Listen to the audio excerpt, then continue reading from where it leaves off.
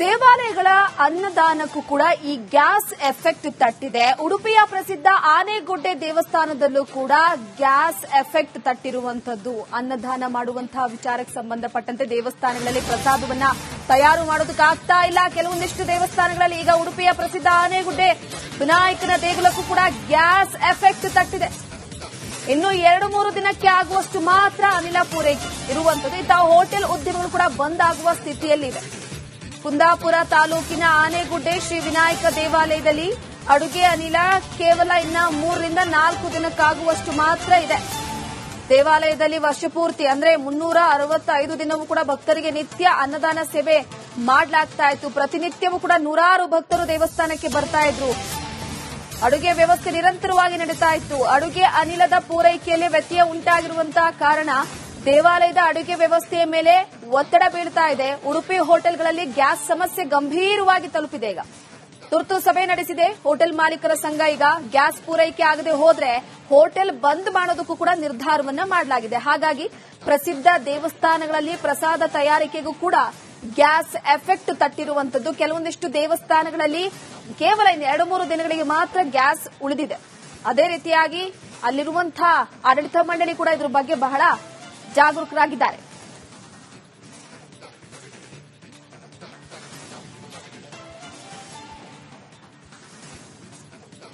ಒಂದು ಕಾಲದಲ್ಲಿ ಸಾಮಾನ್ಯ ಜನರು ಅಡಿಗೆ ಅನಿಲ ಬಳಸಲು ಕಷ್ಟ ಇತ್ತು. ಆದರೆ ಇವತ್ತು ಭಾರತದಲ್ಲಿ ಅಡಿಗೆ ಅನಿಲ ಇಲ್ಲ ಅನ್ನುವಂಥ ಮನೆಯಿಲ್ಲದೆ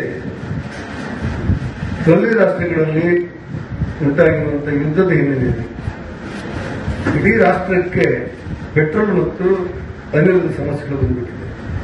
ಅಡಿಗೆ ಅನಿಲ ಸೇರಿದಂತೆ ಕಮರ್ಷಿಯಲ್ ಗ್ಯಾಸಿಗೆ ಕೂಡ ಅದೇ ಸಮಸ್ಯೆ ಈ ರಾಷ್ಟ್ರಕ್ಕೆ ಮಾತ್ರ ಅಲ್ಲ, ಈ ಜಗತ್ತಿಗೆ ಬಂದಿರೋದು. ಹಾಗಾಗಿ ಇದನ್ನ ನಿನ್ನೆ ಪ್ರಧಾನಮಂತ್ರಿಯವರು ಮತ್ತು ನಮ್ಮ ಪೆಟ್ರೋಲಿಯಂ ಮಂತ್ರಿಯವರು ಪುರಿಯವರು ಒಂದು ಸ್ವಯಂ ಹೇಳಿಕೆಯನ್ನು ಕೊಟ್ಟು 1 ವಾರದಲ್ಲಿ ಹೆಚ್ಚು ಕಡಿಮೆ ಇದು ಸರಿಯಾಗುತ್ತೆ, ಒಂದು ರೀತಿಯಲ್ಲಿ ಯುದ್ಧ ತಿಳಿಯಾಗ್ತದೆ ಮತ್ತು ಭಾರತದ ನಾಯಕತ್ವ ಹೊಂದಿರುವಂತಹ ನರೇಂದ್ರ ಮೋದಿ ಅವರು ಅನಿಲವನ್ನ ಬೇರೆ ಮೂಲಕದಲ್ಲಾದ್ರೂ ತರಿಸಲಿಕ್ಕೆ ಬೇರೆ ಮಾರ್ಗದಲ್ಲಾದ್ರೂ. ಅಡುಗೆ ಅನಿಲದ ಸಮಸ್ಯೆ ಹೆಚ್ಚಾಗಿರುವಂತದ್ದು ಕರಾವಳಿ ಜಿಲ್ಲೆ ಉಡುಪಿಯಲ್ಲೂ ಕೂಡ ಒಂದಷ್ಟು ಹೋಟೆಲ್ಗಳಿಗೆ ಇದರ ಸಂಕಷ್ಟ ತಟ್ಟಿರುವಂತದ್ದು. ಹಾಗಾಗಿ ಹೋಟೆಲ್ ಮಾಲೀಕರು ಒಂದು ಸಭೆಯನ್ನು ಕೂಡ ಇವತ್ತು ನಡೆಸಿದ್ದಾರೆ. ನಮ್ಮ ಜೊತೆಗೆ ಶಿವರಾಮ್ ಕಲ್ಲೂರ್ ಅವರು ಇದ್ದಾರೆ. ಅವರು ಹೋಟೆಲ್ ಮಾಲೀಕರ ಸಂಘದ ಉಪಾಧ್ಯಕ್ಷರು ಕೂಡ ಹೌದು ರಾಜ್ಯದ್ದು. ಅವರು ನಮ್ಮ ಜೊತೆಗಿದ್ದಾರೆ. ಯಾವ ರೀತಿಯ ಚರ್ಚೆಗಳು ನಡೆಯಿತು ಮತ್ತೆ ಅದಕ್ಕೆ ಯಾವ ರೀತಿಯ ಪರಿಹಾರಗಳನ್ನು ಕಂಡುಕೊಂಡಿದ್ದಾರೆ ಎಲ್ಲವನ್ನ ಅವರನ್ನು ಕೇಳೋಣ. ಸರ್, ಈಗಾಗಲೇ ಹೋಟೆಲ್ಗಳು 2-3 ದಿನದಿಂದ ಈ ರೀತಿಯ ಒಂದು ಗ್ಯಾಸಿನ ಸಮಸ್ಯೆಯನ್ನು ಅನುಭವಿಸ್ತಾ ಇದೆ. ಅದಕ್ಕೆ ಏನು ಪರಿಹಾರವನ್ನು ಕಂಡುಕೊಂಡಿದ್ರಿ ಮತ್ತೆ ಸರ್ಕಾರಕ್ಕೆ ಏನು ಮನವಿ ಮಾಡಿದ್ರಿ? ಸರ್ಕಾರದವರು ಹೇಳುವುದೇನೆಂದ್ರೆ ನಮ್ಗೆ 25% ನಿಮಗೆ ನಾವು ಕೊಡ್ತೇವೆ, ನಿಮ್ಮ ತಿಂಗಳಿಗೆ ಎಷ್ಟು ಕನ್ಸಂಪ್ಷನ್ ಆಗಿದೆ ಅದರ ಮೇಲೆ 25% ಕೊಡ್ತೇವೆ ಅಂತ ಹೇಳಿದ್ದಾರೆ. ಆ 25% ತಗೊಳ್ಳಿಕ್ಕೆ ಆಗುದಿಲ್ಲ. ಯಾಕಂದ್ರೆ 3-4 ಹೋಟೆಲ್ ಇದ್ದಾರೆ, 200-300 ಜನ ಕೆಲಸಕ್ಕಿದ್ದಾರೆ. ಅಂತೆಲ್ಲ ಇರುವ ಕೆಲಸದವರಿಗೆ ಅದು ಗ್ಯಾಸ್ ಬೇಕಾಗ್ತದೆ 25%. ಅದು ಏನೇ ಇರಲಿ ನಮಗೆ ಸಾಧಾರಣ ಒಂದು 50% ಕೊಟ್ಟರೆ ಏನಾದರೂ ಮ್ಯಾನೇಜ್ ಮಾಡಬಹುದು ಎಂಬ ಒಂದು ಉದ್ದೇಶ ನಮಗೂ ಅರ್ಥ ಆಗ್ತದೆ. ಯುದ್ಧ ಆಗ್ತಾ ಉಂಟು, ಕೊಲ್ಲಿ ರಾಷ್ಟ್ರದಲ್ಲಿ ಯುದ್ಧ ಆಗ್ತಾ ಉಂಟು, ಸಮಸ್ಯೆ ಉಂಟು ನಮಗೂ ಅಂತ. ಅದು ನಮ್ಮ ಬದುಕು ಅರ್ಥ ಆಗ್ತದೆ. ನಮ್ಮ ಬದುಕಿಗೆ ನೀವು ಹಾಸ್ಪಿಟಲ್ಗೆ ಮತ್ತೆ ಬೇರೆ ಬೇರೆ ಸ್ಕೂಲಿಗೆ ಶಾಲೆಗೆಲ್ಲ ಕೊಡ್ತೀರಿ ಅಂತ ಹೇಳ್ತಾರೆ. ಹಾಗೆ ನಮಗೂ ಕೂಡ ಅದರ ಒಂದು ಸಾಧಾರಣ 50% ಕೊಟ್ಟರೆ ಆ ಹೋಟ್ಲನ್ನು ಮುಂದುವರ್ಸ್ಕೊಂಡು ಹೋಗಬಹುದು. ಅಲ್ಲದೆ ನಾವು ಬಂದ್ ಮಾಡಬೇಕಾಗ್ತದೆ. ಸರ್, ಈಗ ಎಷ್ಟು ದಿನದಿಂದ ನಿಮಗೆ ಗ್ಯಾಸೇ ಸಿಗ್ಲಿಲ್ಲ? 3 ದಿವಸದಿಂದ ಇಷ್ಟೊಂದು ಗ್ಯಾಸ್ ಸಿಗ್ಲಿಲ್ಲ. 3 ದಿವಸ ಒಂದು ಗ್ಯಾಸ್ ಕೂಡ ಬರಲಿಲ್ಲ. ನೀವು ಯಾರನ್ನಾದರೂ ಕನ್ಸಲ್ಟ್ ಮಾಡುವಂತದ್ದು ಎಂಪಿಯನ್ನು ಯಾವ ಕನ್ಸಲ್ಟ್ ಮಾಡಿ ಇವತ್ತೆಲ್ಲ ಮೀಟಿಂಗ್ ತುರ್ತು ಸಭೆ ಕರೆದದ್ದು. ಅದಕ್ಕೆ ನಿನ್ನ ನಿರ್ದೇಶನ ಮೀಟ್ ಆಗಿದ್ದೇವೆ. ಅದಕ್ಕೆ ನಮಗೆ ಸರ್ಕಾರದ ಆರ್ಡರ್ ಬಂದು 25% ನಿಮ್ಗೆ ಕೊಡ್ತೇವೆ ಅಂತೇಳಿ. ಅದು ಕೂಡ ಇಂಥವ್ರ ಹತ್ರ ನೀವು ಅಪ್ರೋಚ್ ಆಗಿ ರವೀಂದ್ರ ಇದ್ದಾರೆ, ಅವ್ರ ಹತ್ರ ಮಾತಾಡಿ ಅಂತ ಹೇಳಿದ್ದಾರೆ. ಹೋಟೆಲ್ ಬಂದ್ ಮಾಡಿದ್ರೆ ಒಂದು ಸಾವಿರಾರು ಕಾರ್ಮಿಕರು ಇದ್ದಾರೆ, ಅವರ ಜೀವನದ ಪ್ರಶ್ನೆ ಕೂಡ ಎದುರಾಗ್ತದೆ. ಹೌದೌದು, ಅವರ ಜೀವನ ಸಮಸ್ಯೆ ಆಗ್ತದೆ. ಮತ್ತು ಸಾವಿರಾರು ಜನ ಇಲ್ಲಿಗೆ ಪ್ರವಾಸಿಗರು ಬರ್ತಾರೆ. ಬೇರೆ ಬೇರೆ ರೀತಿಯಲ್ಲಿ ದೇವಸ್ಥಾನ ಆಗ್ಲಿ ಬೀಚ್ ಆಗ್ಲಿ ಎಲ್ಲ ನೋಡುವವರು ಬರ್ತಾರೆ. ಅವ್ರಿಗೆ ಕೂಡ ಸಮಸ್ಯೆ ಆಗ್ತದೆ. ಸದ್ಯ ಯಾವುದೇ ರೀತಿಯ ಆಲ್ಟರ್ನೇಟಿವ್ ವ್ಯವಸ್ಥೆಯನ್ನು ಮಾಡಿಕೊಳ್ಳೋದಕ್ಕೆ ಸಾಧ್ಯ ಇಲ್ಲ. ಹಾಗಾಗಿ ಸರ್ಕಾರ ನಮ್ಮ ಸಮಸ್ಯೆಯನ್ನ ಬಗೆಹರಿಸುವ ಕಡೆಗೆ ಗಮನ ಹರಿಸಬೇಕು ಅನ್ನುವಂತ ಒತ್ತಾಯ ಹೋಟೆಲ್ ಮಾಲೀಕರ ಸಂಘದ್ದಾಗಿದೆ. ಹರೀಶ್ ಪಾಲೇಚಾರ್, ರಿಪಬ್ಲಿಕ್ ಕನ್ನಡ, ಉಡುಪಿ. ದೇವಾಲಯಗಳ ಅನ್ನದಾನಕ್ಕೂ ಕೂಡ ಈ ಗ್ಯಾಸ್ ಎಫೆಕ್ಟ್ ತಟ್ಟಿದೆ. ಉಡುಪಿಯ ಪ್ರಸಿದ್ಧ ಆನೆಗುಡ್ಡೆ ದೇವಸ್ಥಾನದಲ್ಲೂ ಕೂಡ ಗ್ಯಾಸ್ ಎಫೆಕ್ಟ್ ತಟ್ಟಿರುವಂತದ್ದು. ಅನ್ನದಾನ ಮಾಡುವಂತಹ ವಿಚಾರಕ್ಕೆ ಸಂಬಂಧಪಟ್ಟಂತೆ ದೇವಸ್ಥಾನಗಳಲ್ಲಿ ಪ್ರಸಾದವನ್ನ ತಯಾರು ಮಾಡೋದಕ್ಕಾಗ್ತಾ ಇಲ್ಲ. ಕೆಲವೊಂದಿಷ್ಟು ದೇವಸ್ಥಾನಗಳಲ್ಲಿ ಈಗ ಉಡುಪಿಯ ಪ್ರಸಿದ್ಧ ಆನೆಗುಡ್ಡೆ ವಿನಾಯಕನ ದೇಗುಲಕ್ಕೂ ಕೂಡ ಗ್ಯಾಸ್ ಎಫೆಕ್ಟ್ ತಟ್ಟಿದೆ. ಇನ್ನು 2-3 ದಿನಕ್ಕೆ ಆಗುವಷ್ಟು ಮಾತ್ರ ಅನಿಲ ಪೂರೈಕೆ ಇರುವಂತದ್ದು. ಇಂತಹ ಹೋಟೆಲ್ ಉದ್ಯಮಗಳು ಕೂಡ ಬಂದ್ ಆಗುವ ಸ್ಥಿತಿಯಲ್ಲಿದೆ. ಕುಂದಾಪುರ ತಾಲೂಕಿನ ಆನೆಗುಡ್ಡೆ ಶ್ರೀ ವಿನಾಯಕ ದೇವಾಲಯದಲ್ಲಿ ಅಡುಗೆ ಅನಿಲ ಕೇವಲ ಇನ್ನ 3-4 ದಿನಕ್ಕಾಗುವಷ್ಟು ಮಾತ್ರ ಇದೆ. ದೇವಾಲಯದಲ್ಲಿ ವರ್ಷಪೂರ್ತಿ ಅಂದ್ರೆ 365 ದಿನವೂ ಕೂಡ ಭಕ್ತರಿಗೆ ನಿತ್ಯ ಅನ್ನದಾನ ಸೇವೆ ಮಾಡಲಾಗ್ತಾ ಇತ್ತು. ಪ್ರತಿನಿತ್ಯವೂ ಕೂಡ ನೂರಾರು ಭಕ್ತರು ದೇವಸ್ಥಾನಕ್ಕೆ ಬರ್ತಾ ಇದ್ರು.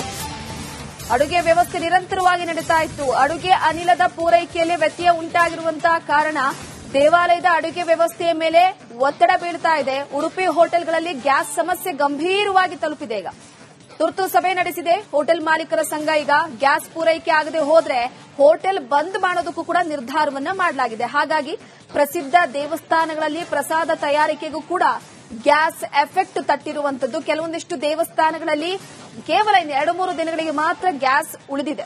ಅದೇ ರೀತಿಯಾಗಿ ಅಲ್ಲಿರುವಂತಹ ಆಡಳಿತ ಮಂಡಳಿ ಕೂಡ ಇದ್ರ ಬಗ್ಗೆ ಬಹಳ ಜಾಗರೂಕರಾಗಿದ್ದಾರೆ.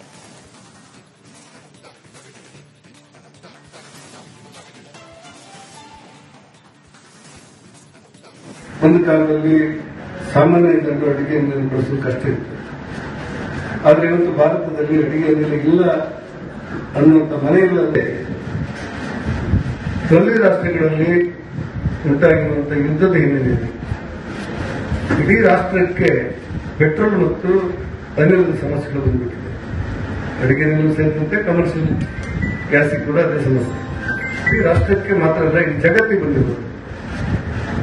ಹಾಗಾಗಿ ಇದನ್ನ ನಿನ್ನೆ ಪ್ರಧಾನಮಂತ್ರಿಯವರು ಮತ್ತು ನಮ್ಮ ಪೆಟ್ರೋಲಿಯಂ ಮಂತ್ರಿಯವರು ಪುರಿಯವರು ಒಂದು ಸ್ವಯಂ ಹೇಳಿಕೆಯನ್ನು ಕೊಟ್ಟು 1 ವಾರದಲ್ಲಿ ಹೆಚ್ಚು ಕಡಿಮೆ ಇದು ಸರಿಯಾಗುತ್ತೆ, ಒಂದು ರೀತಿಯಲ್ಲಿ ಯುದ್ಧ ತಿಳಿಯಾಗ್ತದೆ ಮತ್ತು ಭಾರತದ ನಾಯಕತ್ವ ಹೊಂದಿರುವಂತಹ ನರೇಂದ್ರ ಮೋದಿ ಅವರು ಅನಿಲವನ್ನ ಬೇರೆ ರೂಪದಲ್ಲಾದ್ರೂ ತರಿಸಲಿಕ್ಕೆ ಬೇರೆ ಮಾರ್ಗದಲ್ಲಾದ್ರೂ. ಅಡುಗೆ ಅನಿಲದ ಸಮಸ್ಯೆ ಹೆಚ್ಚಾಗಿರುವಂತದ್ದು ಕರಾವಳಿ ಜಿಲ್ಲೆ ಉಡುಪಿಯಲ್ಲೂ ಕೂಡ ಒಂದಷ್ಟು ಹೋಟೆಲ್ಗಳಿಗೆ ಇದರ ಸಂಕಷ್ಟ ತಟ್ಟಿರುವಂತದ್ದು. ಹಾಗಾಗಿ ಹೋಟೆಲ್ ಮಾಲೀಕರು ಒಂದು ಸಭೆಯನ್ನು ಕೂಡ ಇವತ್ತು ನಡೆಸಿದ್ದಾರೆ.